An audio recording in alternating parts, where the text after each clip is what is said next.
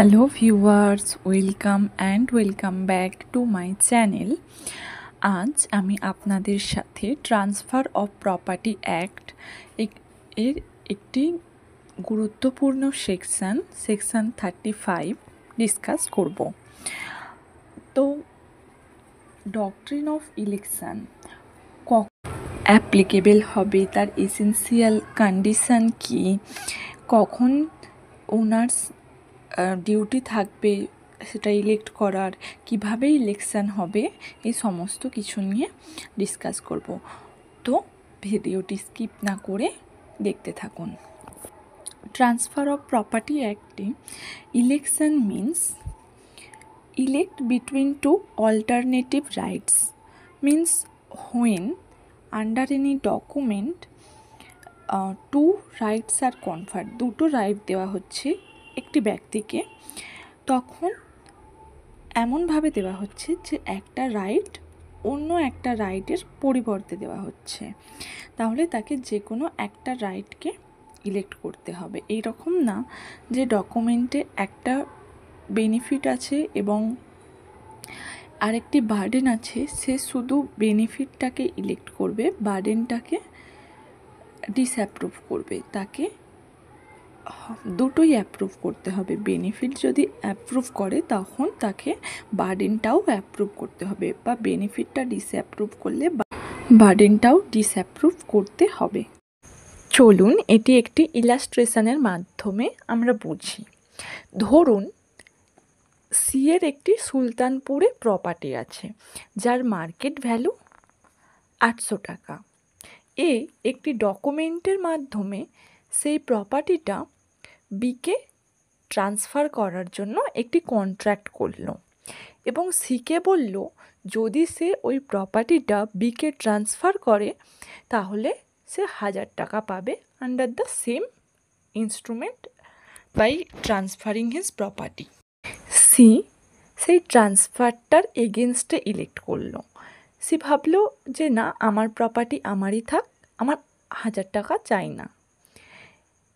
এটা হলো ইলেকশনের এগেনস্টে। কিন্তু যদি সে ইলেক্ট করতো তাহলে তাকে তার প্রপার্টিটা দিয়ে দিতে হতো এবং সে 1000 টাকা পেত। এখন যদি এই রকম সিচুয়েশান হয়, এ মারা গেল সি ইলেক্ট করার আগেই, তখন এর রিপ্রেজেন্টেটিভ বিকে কম্পেনসেশন করবে 800 টাকা দিয়ে 1000 টাকার মধ্যে। আসুন এবার জেনে নিই ডক্ট্রিন অফ ইলেকশনের এসেন্সিয়াল কন্ডিশন কী কী। First condition, transferor professes to transfer property not his own, মানে যিনি অ্যারেঞ্জমেন্ট করেছেন ট্রান্সফার করার জন্য, এখানে তিনি ট্রান্সফারার, তিনি তার নিজের প্রপার্টিটা ট্রান্সফার করছেন না, তিনি অন্য একজন প্রপার্টির ট্রান্সফার করছেন। এখানে the real owner of the property is not the transferor, the person who professes to transfer the property is the transferor. The second condition, benefit conferred on the owner of property, মানে ট্রান্সফারার কনফার করছেন benefit কোনো ওনার, যে real ওনার, তার উপরে। তার vested ইন্টারেস্টও হতে পারে বা সেটা কন্টিনজেন্ট ইন্টারেস্টও হতে পারে। আগের ইলাস্ট্রেশনটায় যেমন আমরা দেখলাম যে সি এর প্রপার্টিটা ট্রান্সফার করার জন্য সিকে 1000 টাকা দেওয়া হচ্ছে 800 টাকার প্রপার্টি ট্রান্সফারের জন্য। এখানে তাহলে রিয়েল ওনার কিছু বেনিফিট পাচ্ছে। And the third essential part of the same transaction, which means প্রপার্টিটা ট্রান্সফার এবং যে বেনিফিটটা আসছে সেটা একটা ডকুমেন্টের মাধ্যমেই হবে। এই রকম নয় যে তারা ইন্ডিপেন্ডেন্টভাবে হচ্ছে এবং তাদেরকে সেপারেট করা যাচ্ছে, এটা হলে হবে না। সেম ট্রানজাকশানের মধ্যেই তাদেরকে ওই বেনিফিটস এবং ট্রান্সফার দুটো আসতে হবে, তবে এটি অ্যাপ্লিকেবল হবে।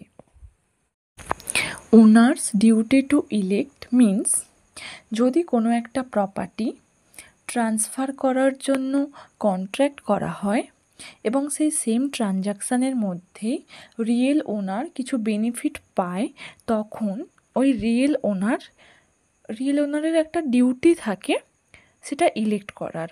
হয়তো সে ইলেক্ট করে সমস্ত ডকুমেন্টের কন্টেন্ট অ্যাকসেপ্ট করতে পারে অথবা রিজেক্ট করতে পারে, বাট তার রাইট নেই বা তার কোনো অপশান নেই। সে শুধু ওই ডকুমেন্টের বেনিফিশিয়াল পার্টটাই নেবে, কিন্তু যে বার্ডেনটা আছে সেটা সে ডিসঅ্যাপ্রুভ করবে, এটা সে করতে পারে না। মোড অফ ইলেকশন, কীভাবে ইলেকশন হতে পারে? এক্সপ্রেসলি, যখন সে তার ইন্টেনশানটা ক্লিয়ার এবং স্পেসিফিক ওয়ার্ডে বলবে তখন এক্সপ্রেসলি, এবং যখন ইমপ্লয়েড ইলেকশন হবে তখন রিয়েল ওনার নিজে অ্যাওয়ার থাকবে যে তার একটা ডিউটি আছে ইলেক্ট করার, এবং তার ওই সার্কামস্ট্যান্সের একটা ফুল নলেজ থাকবে। দুটো সার্কামস্ট্যান্সেস আছে যখন এটা প্রিজিউম করে নেওয়া হয় যে সে জেনে শুনে ওই বেনিফিটটাকে অ্যাকসেপ্ট করেছে। কি সেই দুটি সার্কামস্ট্যান্সেস? ফার্স্ট ওয়ান ইজ, যখন ওনার 2 বছর ধরে কোনো রিফিউজাল ছাড়াই যে বেনিফিটটা তাকে দেওয়া হয়েছে সে সেটা এনজয় করে যাচ্ছে, কোনো রিফিউজাল করেনি বা সেরকম কোনো কাজও করেনি, কিন্তু সে এনজয় করছে। এবং যখন সে পুরো বেনিফিটটাকে শেষ করে ফেলে, এমনভাবে এনজয় করেছে সেই বেনিফিটটা এক্সস্ট হয়ে গেছে, শেষ হয়ে গেছে, তখন এটা ধরা হয় যে সে ইমপ্লয়েডলি ইলেক্ট করে ফেলেছে।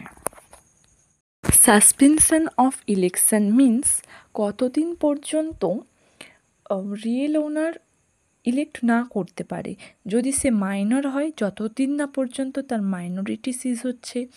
যদি সে লুনাসি দ্বারা বা ইনসান হয়, যতক্ষণ না তার ইনস্যানিটি সিজ হচ্ছে ততক্ষণ, অর্থাৎ যতক্ষণ না তার লিগাল ডিসেবিলিটি সিজ হচ্ছে বা কোনো কম্পিটেন্ট অথরিটি অর গার্জেন তার হয়ে ইলেক্ট করছে, ততদিন ইলেকশন সাসপেন্ড হয়ে থাকতে পারে।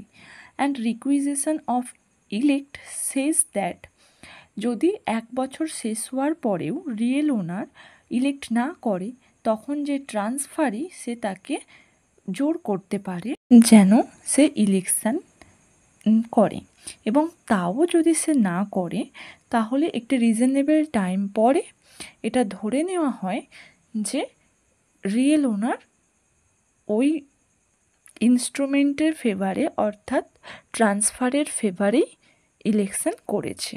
This all about the doctrine of election.